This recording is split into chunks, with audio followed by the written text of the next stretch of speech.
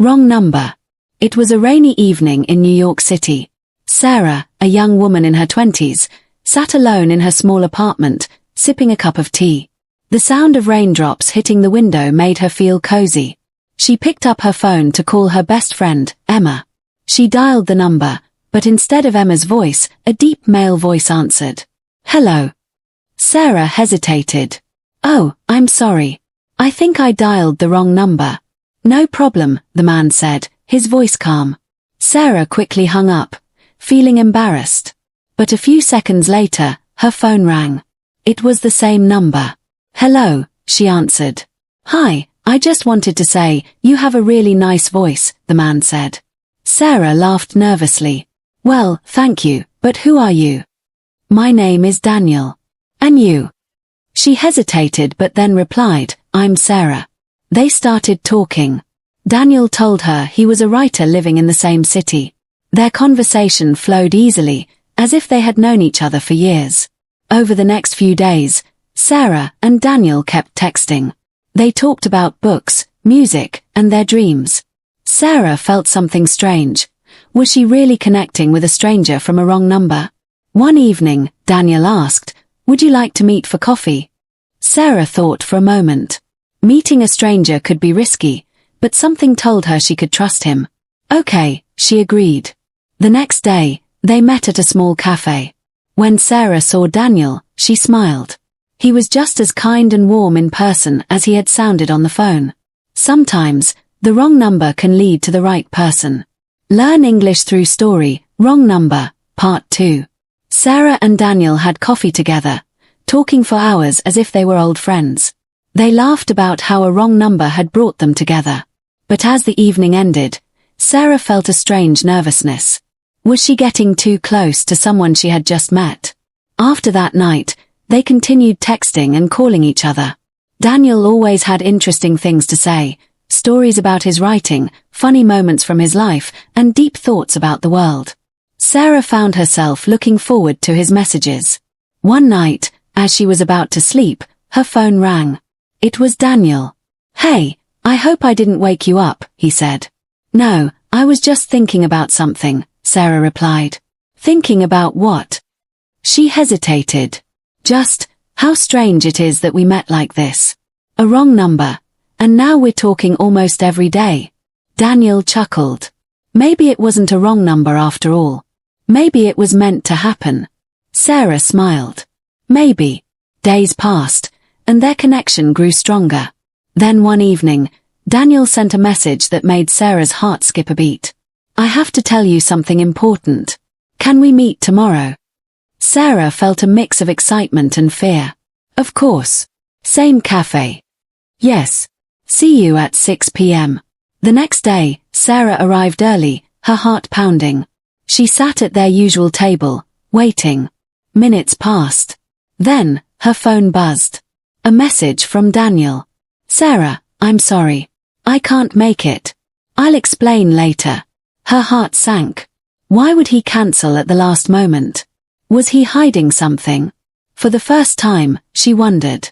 Was Daniel really who he said he was? Learn English through story, Wrong Number, Part 3. Sarah stared at the message on her phone. I'm sorry. I can't make it. I'll explain later. A strange feeling settled in her chest. Was Daniel really who he said he was? Why had he cancelled at the last moment? Had she trusted him too soon?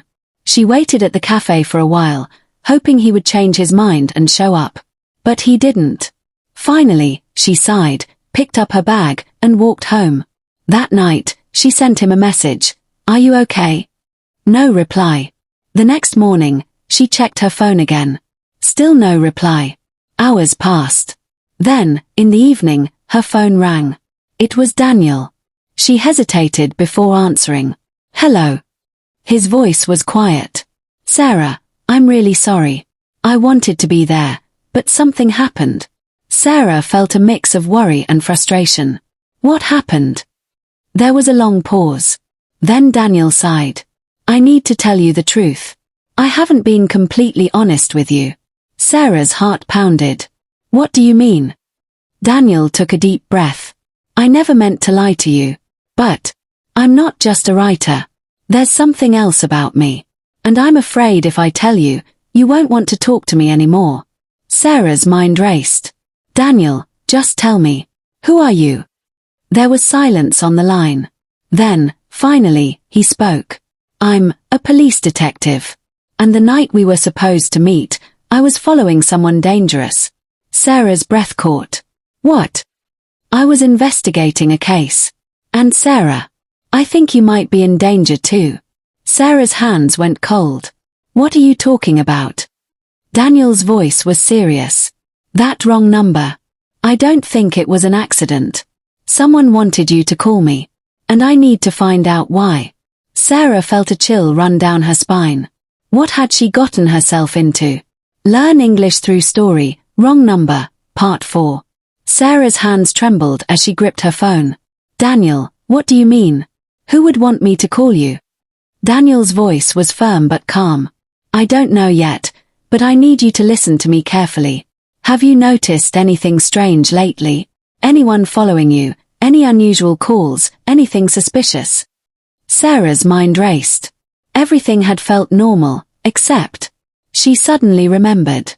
Wait, 2 nights ago, I got a call from an unknown number. When I picked up, no one spoke. I thought it was just a mistake. Daniel's voice grew sharper. And before that, any messages or weird encounters? Sarah hesitated. A few days ago, I felt like someone was watching me when I was walking home, but I thought I was just imagining it. Daniel sighed. Sarah, I think someone was trying to track you. And they used that wrong number to connect you to me. Sarah's heart pounded. Why? What do they want from me? I don't know yet. But I have a feeling that whoever it is, they know about me too. That's why I couldn't meet you yesterday. I was following a suspect, someone I believe is involved in something much bigger. Sarah swallowed hard. Bigger? Like what? Daniel hesitated. I can't say too much over the phone. But I need you to be careful. Don't answer any unknown calls. Don't go anywhere alone at night. And most importantly, don't trust anyone you don't know well. A shiver ran down Sarah's spine. Daniel, am I in real danger? His voice was serious. I won't let anything happen to you. But I need to see you in person. This time, I promise I won't cancel. Meet me tomorrow at noon, at the park near your apartment. It's a safe, open place. Sarah nodded, even though he couldn't see her. Okay. And Sarah, Daniel added, if anything strange happens before then, call me immediately. After they hung up, Sarah sat on her bed, staring at her phone. Her heart was racing. Who was after her? And why? Little did she know, someone was already watching her.